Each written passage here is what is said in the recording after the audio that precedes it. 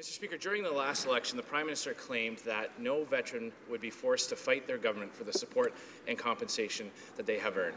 The Prime Minister has broken that promise. Last week, he said that veterans were asking for more than we are able to give. Now, the Prime Minister has managed to find money for convicted terrorists. He's managed to find billions of dollars for infrastructure banks funded by wealthy investors. And he's managed to find a way to bill taxpayers for the cost of his illegal trip. When will the Prime Minister apologize for his insulting and demeaning comments to our veterans and apologize for breaking his promise? Honourable Minister of Veterans Affairs.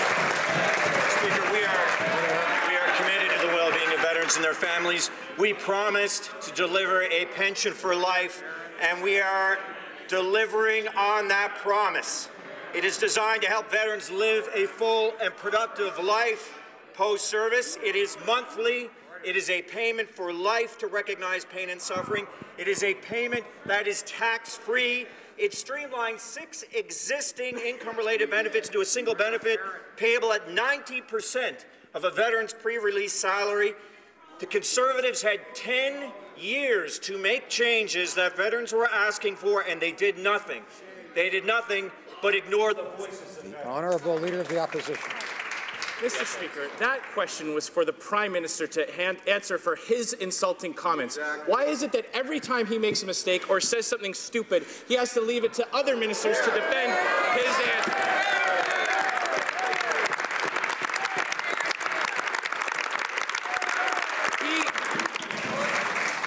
Members should understand the distinction between when someone says something about someone's words as opposed to that person. There is a distinction to be made. The Honourable Leader of the Opposition.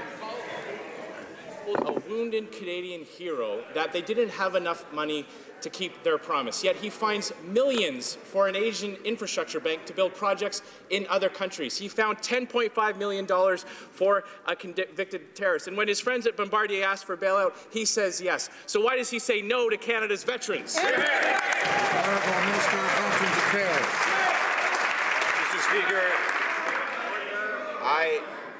I relish every opportunity that I can get to stand in this House and compare this government's record over 2.5 years to our veterans than the 10 years that the other side had. Let's take, under our pension for life option, let's take a young corporal who served for 6 years before becoming severely injured with mental and physical injuries. He or she would receive nearly $6,000 in financial support each month, partly in recognition of pain and suffering, and partly in income replacement. However, Pension for Life is about so much more than just money. It's about respect. It's also about receiving up to $40,000 in financial